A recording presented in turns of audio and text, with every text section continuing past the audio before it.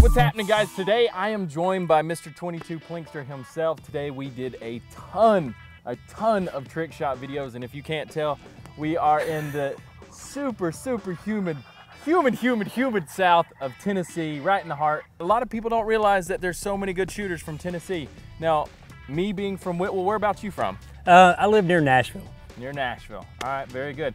Now, for a lot of the tech feed audience and everything, might not be familiar with the shooting community and whatnot. Tell me a little bit about what you do on your channel. Well, I do a variety of trick shots. I guess I shoot mostly 22 pistols, and I like to shoot things in the air and shoot small targets, and just have fun shooting. Nice. Now, out of all the shots that you've done, what's your favorite so far? Well, to be honest with you, it's one that I haven't got a lot of views on. My buddy took a golf ball with his pitching wedge, chipped it in the air, and I shot a golf ball in the air with my 22 pistol. That's awesome. That's awesome. Well, so here's the thing. The reason why we speculate that a lot of people don't believe his videos are real is because you're a one-man show like a lot of us. A lot of people think, oh, you're on YouTube, you do that full time, you make millions of dollars. That is not the case. Sadly, we work many jobs to pay for our YouTube habit. Ammo, firearms, and stuff like that isn't cheap. So, and then just before I stray off too far, like, how many jobs are you working right now? Well, I work 2 jobs, but well, actually I work 3 jobs and only get paid for 2 of them. So, That's it. And I'm a father and a husband, so I'm a very busy man. I can only imagine. A lot of people think that your shots are fake just because you're a one-man crew, you set up a camera, you go out there and you do it, and sometimes it might take a second and the clips are a little bit longer, but that's because there's no editing. It's very hard to trick something if you have one shot. That I felt like that was the one thing that he was lacking, was slow-mo for like just concrete proof that he was hitting these very small windows. So today we did a bunch of things. What was your favorite thing from today? Man, it was all good. I previewed some of the stuff in slow motion. Probably my favorite so far, I hadn't seen all of them, but the flying peppermint. And I was using tracer rounds. I threw a peppermint in the air, and you just see the tracer round go through the peppermint, blow it up. But I did a bunch of stuff, driving a nail with the tracer round, swinging quarter back and forth, and hit that, and splitting playing cards and all kinds of stuff, man. I think you are the first shooter that I've actually done a behind-the-scenes video with like this before, and a lot of people don't realize that. Whenever you're shooting, like, first off, what's your preferred type of ammo for shooting for your? I prefer Federal. I like Federal 22, 36 grain, copper jacketed ammo. That's what I prefer to shoot because it's cheap, it's accurate, and out of my pistols, it's very reliable. Gotcha. You know way more about that than I do on the 22 rimfire round, or long rifle round. But a lot of you guys might not realize that whenever you are shooting a tracer round, an incendiary round and stuff like that, usually the bullet doesn't fly as accurate as you'd want to. So today we were watching like the same groups. Just you did how many did you shoot in a hole that weren't tracer rounds just at the start of the day?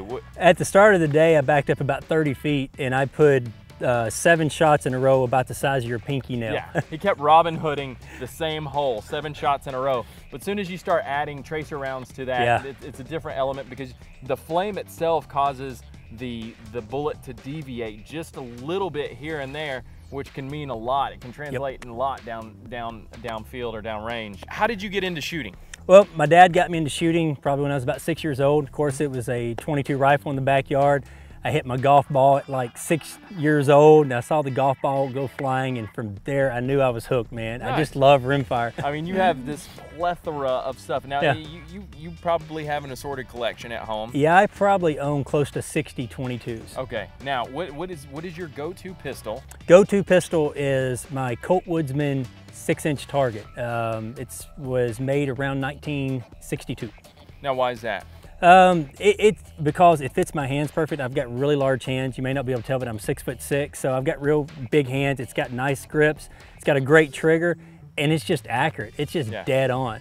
whenever you go out and you do your videos and stuff, you're obviously using a 22 long rifle most of the time. But is there anything else that you just fancy? I mean, is there a 20 millimeter or a 50 BMG or a 9 millimeter? I love the 308 round. I do some long range shooting. You know, from 6 to 1,000 yards. I've got a really nice range near my house. You know, a quarter of a mile from my house on private land that I can back off at a grand and do some shooting with 308. I love archery. I do a lot of archery. I've got archery trick shots also on my channel also, so I love to do archery things. Nice. Yeah, and now I saw a couple of the trick shot videos where you're shooting the arrow through the spinning CD and everything. I was like, oh my God, that's so fake. That's so fake.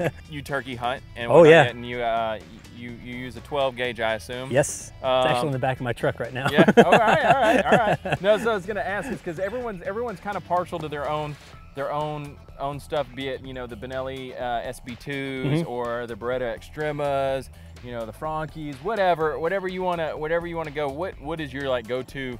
I stick with what works. I'm a Remington 870 guy through and through. Wow. With turkey hunting, you know, if I was shooting skeet or something like that, I would probably want a semi-automatic.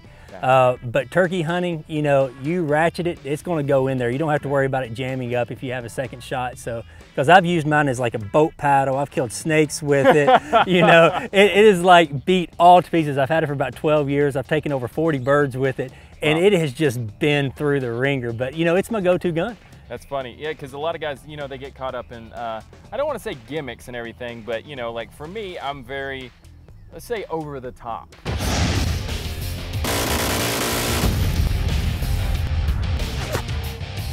I'm a very over the top shooter, right? You know, everything I do is very like, it's over the top. You know, shoulder firing, standing a 50 BMG. That's just awesome. It's doing this, doing that, and so like, you know, I've used the Beretta Extrema 2 and the Benelli Super Black Eagle 2 with the extended magazines for 10 rounds and everything. So if you're really wanting to pump out, you know, try to pull a Tom Knapp or something like that, then you know you got that cycling power for it and whatnot. Now, obviously, everyone on the Tech Feed channel might not be a shooter. So if you were to tell people 22 is just that is the round to begin with, what would be the beginner rifle, beginner pistol? What would you say? Hey, I'm a new shooter. I would like to get into the sport and do some responsible shooting out at my local range and stuff like that. I'd like to get a 22 long rifle or you know, pistol or a rifle or something. What would you suggest? You know, I would always go to and tell my viewers when they ask what semi-automatic 22 rifle or 22 rifle what to buy, 1022 all day, Ruger 1022 all day long. You know, it's fairly cheap. You can get them between $250 and $350. It depends which make and model you get of the 1022. They're accurate, they're reliable, and you can trick those things out like nobody's business. And with the pistol, I always recommend people to go with the Mark II, Ruger Mark II or a Mark III. You know, either a Target or just a standard model, and you know, they're going to find out real quick when they get a Ruger rifle or a pistol in their hand how well they can actually shoot them. Thanks for watching, guys. Make sure you go over to 22 Plinkster's channel, check it out, and click that subscribe button. We got a ton of slow motion videos coming up on his channel really soon.